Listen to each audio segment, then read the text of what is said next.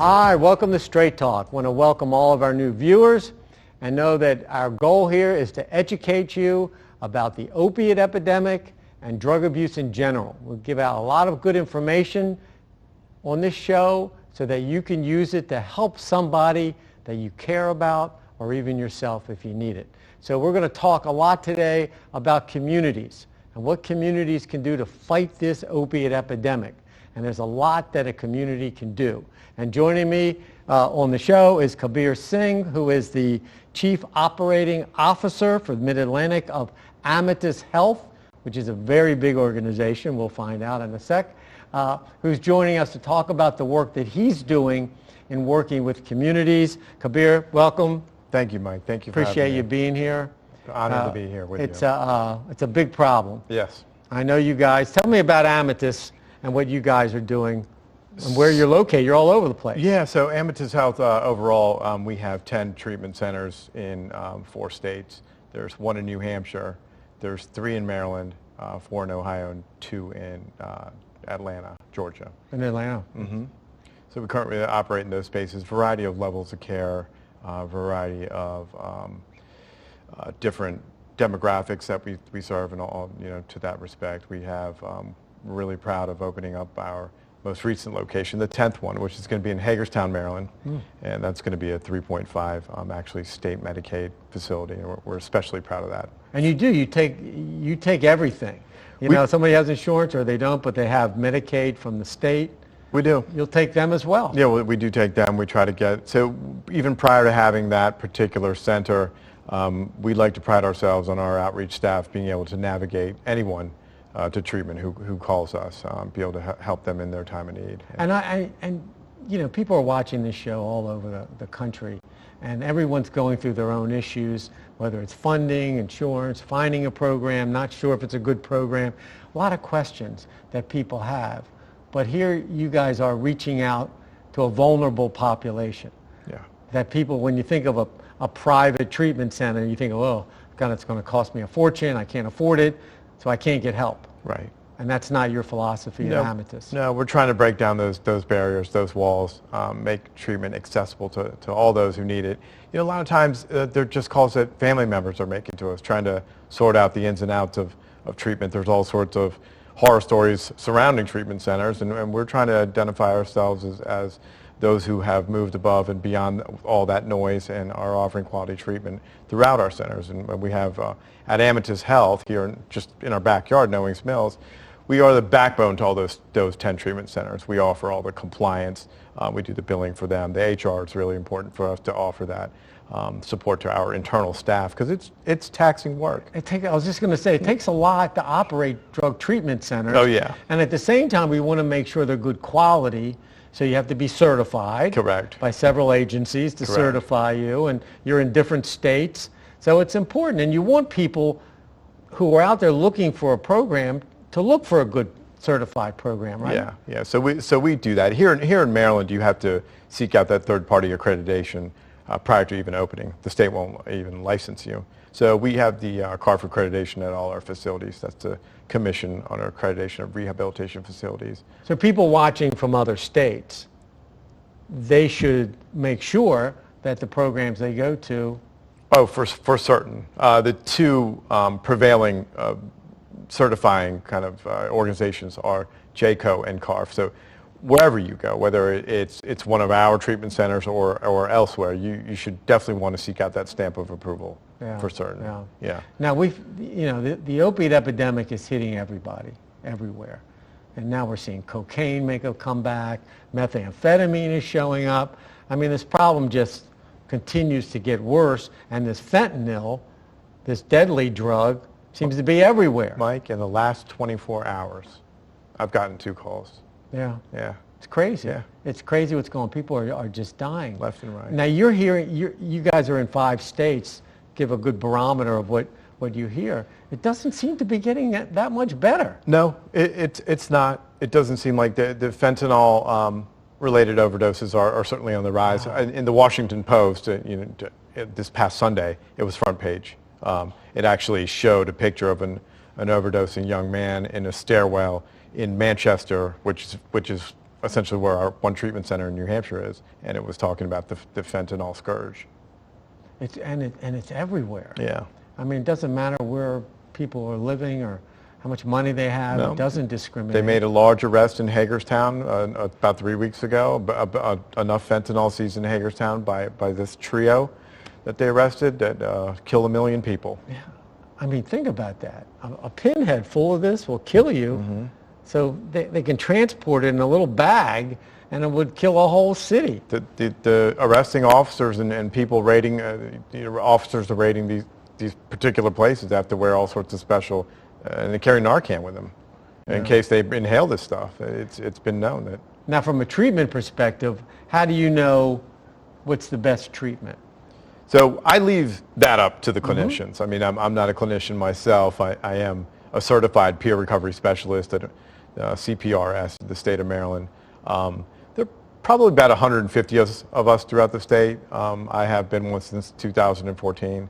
What does it say, peer? Certified peer recovery specialist. So in 2013, the state started to offer that credentialing. It was already being offered in other states. It's starting to become recognized as another kind of spoke in the wheel for treatment. Kind of takes one to know one type of thing. So I'm a recipient of treatment services myself.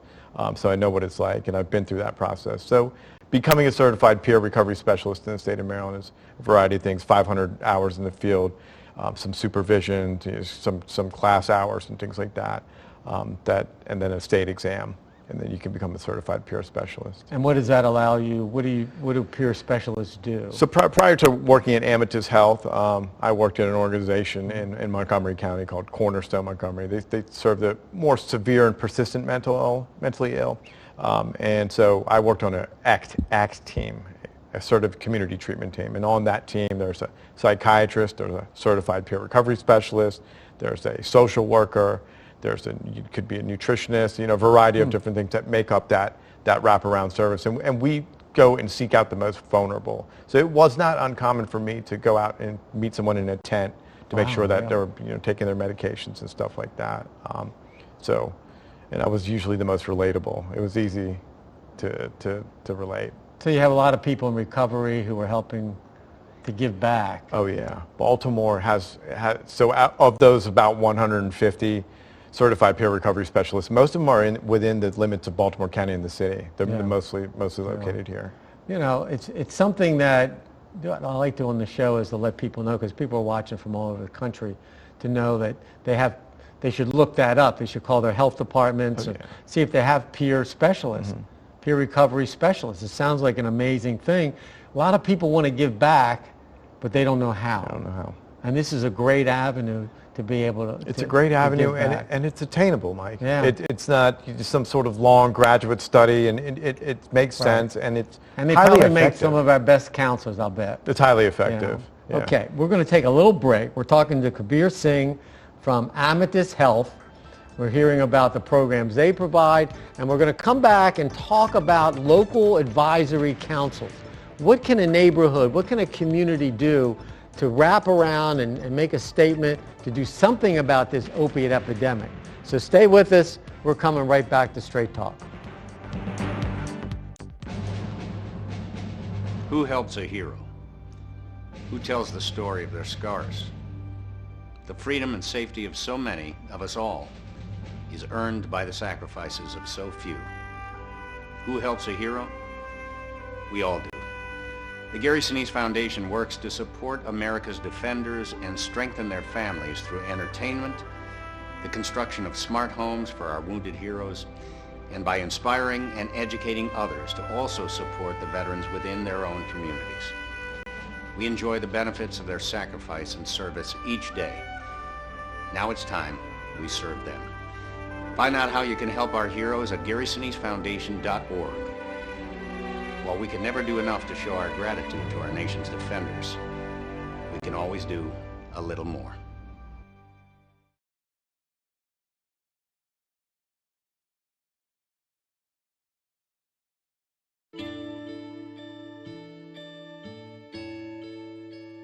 Calls me googly eyes.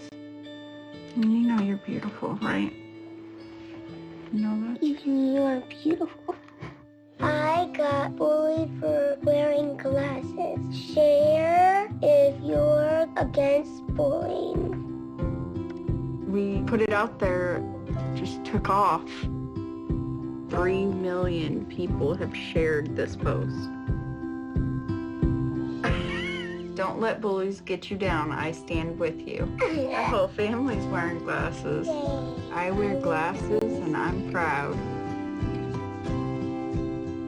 I even have the army on my team. All the kind comments brought my child joy. I don't feel thank you is enough.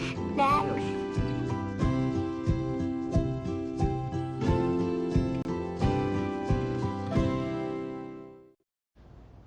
Hi, welcome back to Straight Talk. We're talking about the opiate epidemic, we're talking about treatment, we're talking about resources, and we're talking with Kabir Singh, who is the Chief Operating Officer with Amatus Health.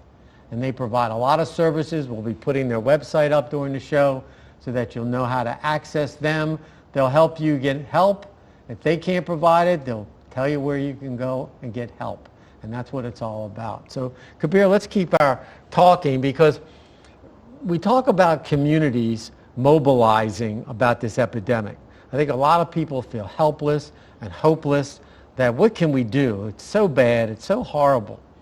But I know you're working with a group that put together an advisory committee. And I want to talk about that because it sounds like it's something that neighborhoods or communities can do anywhere in the country.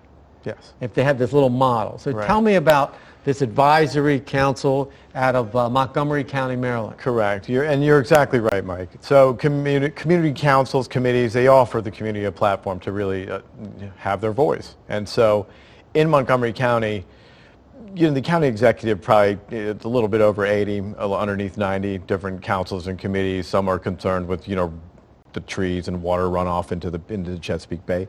The particular council that I sit on is called the Alcohol and Other Drug Abuse Advisory Council. It's a real long, AODAC is what we call it. And so we serve to the delight of the county executive, and we advise on all things surrounding prevention, treatment, access to treatment, and we try to, of course, have a vision of having Montgomery County be drug-free. That's a grand vision, although, But that's a goal we should have for every county. I agree, and we make a lot of steps, and Right. then sometimes those steps turn into strides, and we've done really, really powerful things there. So we meet every month.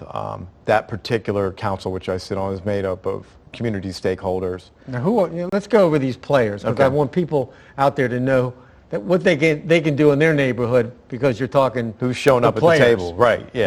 Who are the players? So you have folks that are coming from, in Montgomery County, the Department of Liquor Control is big time. I mean, they control all the liquor, so they're a voice to be had at the table. Right. They got a lot of input, and it's concerning alcohol and intake. They got a lot of stats and stuff. They aggregate all that information, so they're important to have at the table. But equally important are the Board of Education, correctional services, law enforcement. Then we have a variety of, I actually represent, you're voted in by the county executive, so I'm what's called a voting member, and then there's a public component, so anyone from the public can show up, but there's voting members as well that show up there. There's an attorney, there's a doctor there who specializes in addiction, so there's a lot of appropriate voices. There's a former professor from Montgomery College, which is the local public community college there. And then, a few attorneys. Got to have some attorneys there, right? Yeah, well, you never know when you need an attorney. Yeah, yep. And so it allows everyone to get together, collaborate, go over what the current needs are of the county. Then during that, it's a 3-hour meeting, so it goes from some 6 to 9 o'clock. The public part is from 7 to 9. And we have variety of folks that come in from the county who are offering services. There's one that I'll give a shout out to. It's called The Landing. It's an after-school program. I know you're a big fan of those. So the at-risk youth that go to The Landing for a variety of a safe place to go. They were one of the visitors that we had with this last calendar year, and they come in. And then, so through that organic process and then presenting to us, we have questions that come about, and we look to seek out how we can help them or advise the county executive to perhaps divert funds or consider something of the like. Talk about, I mean, now you're talking about what makes up a community. Schools, police, you know, local attorneys, doctors. I mean, you're talking about a neighborhood. Yeah. Talking about a community. Yeah. Now, you bring them together to talk about one issue, about addictions and about substance abuse, and then you've got county agencies that are paid to provide these services and private agencies that are doing it. Talk about the value of having this gathering where I guess the left hand can learn what the right hand is doing. So the value overall is just to understand and take, for example, the person that I represent. I'm the individual in recovery for Montgomery County. So I'm somebody that the recovery community can come to if they want to, if they don't choose not to show up themselves, to be a voice for them.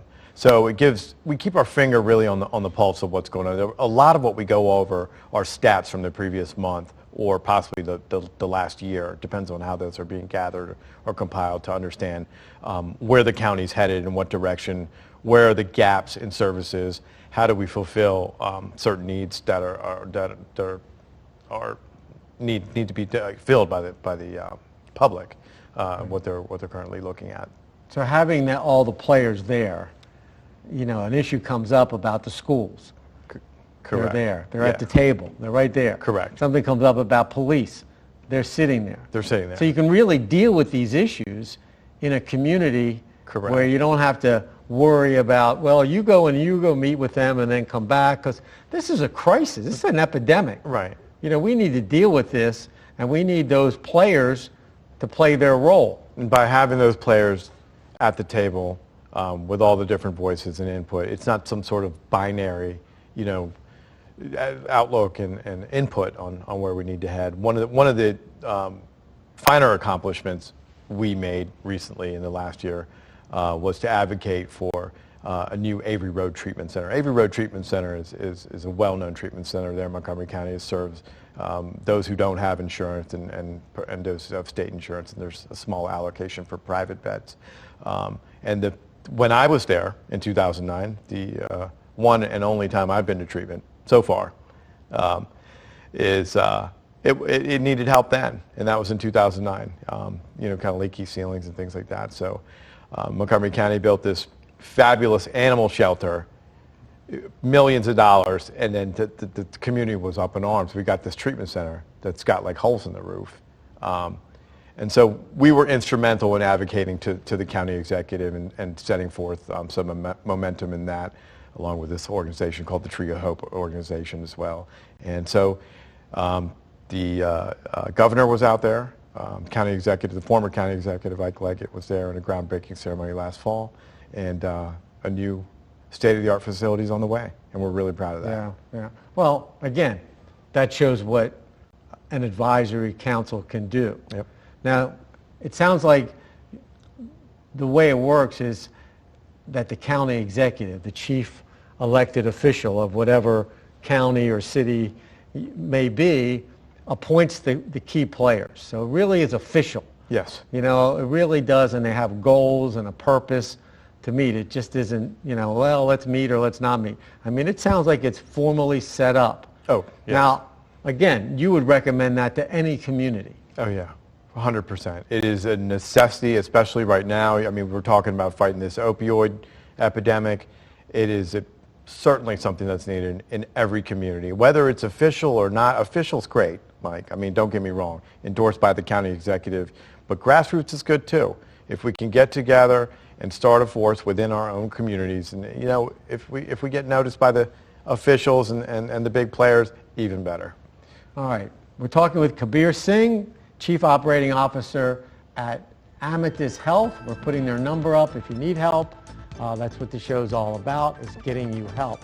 When we come back, we're going to continue our talk about resources, how to mobilize your community. So stay with us. We're coming right back to Straight Talk. Your daughter just had her first breakup. Do you A, put yourself in her shoes, B, console her, Don't worry, sweetie. This is gonna happen a lot. or C, find her a new boyfriend? Nice single boys. Oh, was weird. As a parent, there are no perfect answers. But you don't have to be perfect to be a perfect parent. Thousands of teens in foster care will love you just the same.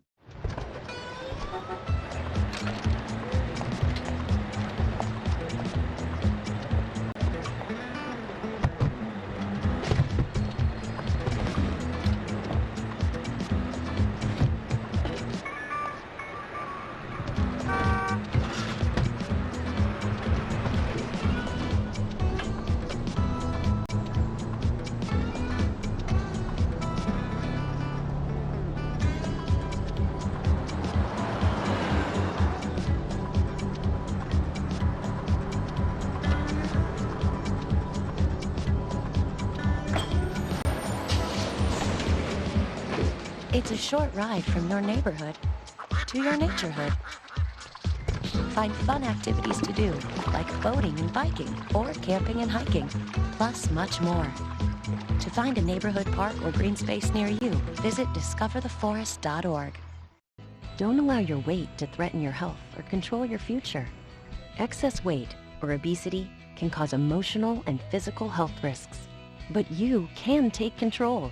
The Your Weight Matters campaign offers free resources and tips to help you measure and understand your weight. Take the Your Weight Matters Challenge. The free toolkit prepares you to speak with a healthcare provider about your weight. Your weight does matter. Take the challenge and take control today. Hi, welcome back to Straight Talk. We're talking about the opiate epidemic. We're talking about resources, what you can do in your community to mobilize, and how you can get people help, because that's really where it's at right now. We've got to help a lot of people who are out there because it is really affecting our families. And joining me to help guide us through this is Kabir Singh, who is the Chief Operating Officer, Operations Officer at Amatus Health, who provides a lot of services in 4 or 5 different states, and their website's going up in case you need any help. Kabir, you talked about this advisory council, talked about services of helping people. When we see what this does to a family, you know, any level of addiction, it destroys a family. Destroys. It's amazing. Yeah. Talk about that a little bit. Yeah, the ripple effect of what happens, even families and friends, Mike, what happens is destructive. I mean, the corrosive effect of addiction throughout our communities, what happens in the schools, and the families, it just tears people apart. The lasting kind of, after overdoses, I mean, let's talk about the fatalities. The fatalities are at numbering in near, I think the last count is 191 a day, and it keeps going up. You know, what happens, the fallout for that? You have children that are left behind without parents. You got parents that are left without, you know, that are bearing children.